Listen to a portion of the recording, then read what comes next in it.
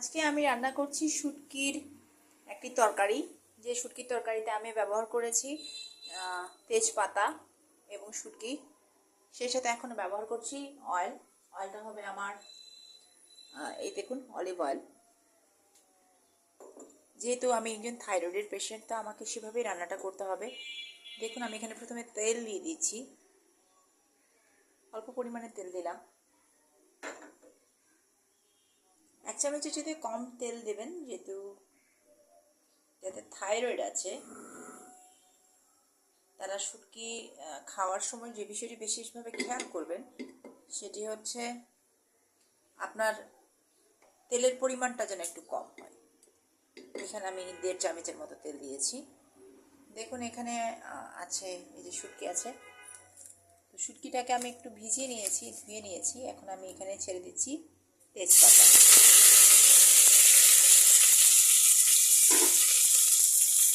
তারপরে দিচ্ছি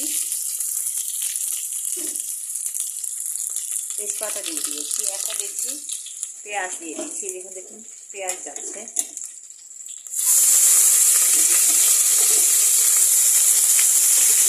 পেঁয়াজ চলে গেল, এরপরে যাবে রসুন, যাবে রসুন এবং কাঁচামরিচ একসাথে। 2 থেকে 3 কোয়া রসুন দিলেই চলবে, যেহেতু এটা শুটকি। আপনারা চাইলে এখানে পেঁয়াজ পাতাও ব্যবহার করতে পারেন, আমি করেছি।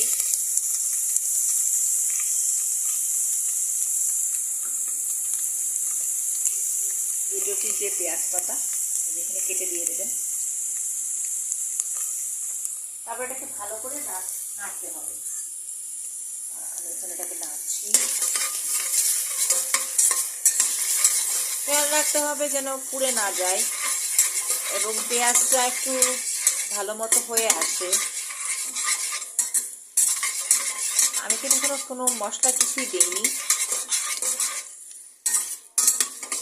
কারণ এই তেলের মধ্যেই আপনাকে শুটকিটা ভালোভাবে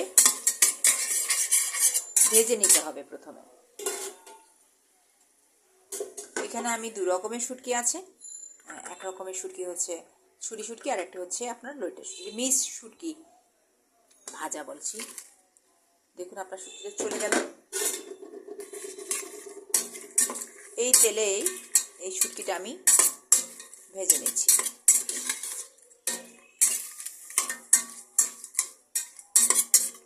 এবং এটা খুব ভালো মতো ভাজা হতে হবে।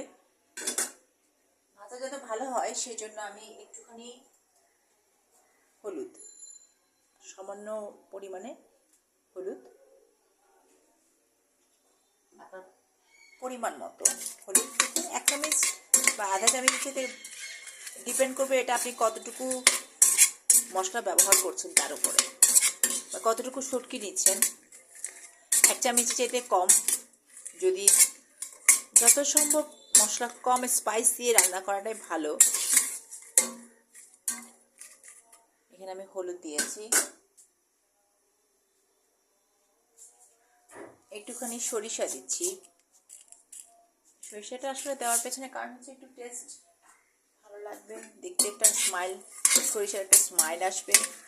এর জন্য একটুখানি সরিষার দানা দেওয়া, কালো সরিষার দানা দিয়েছি।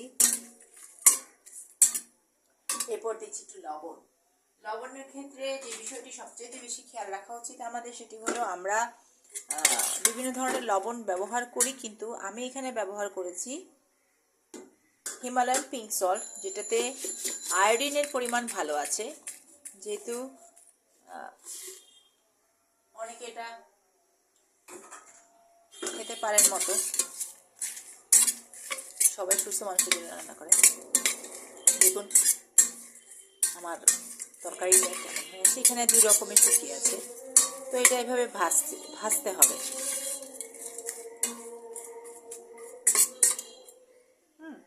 এটা ভাজতে থাকুক, ভুনতে থাকুক, আমরা সে পর্যন্ত একটু অপেক্ষা করি।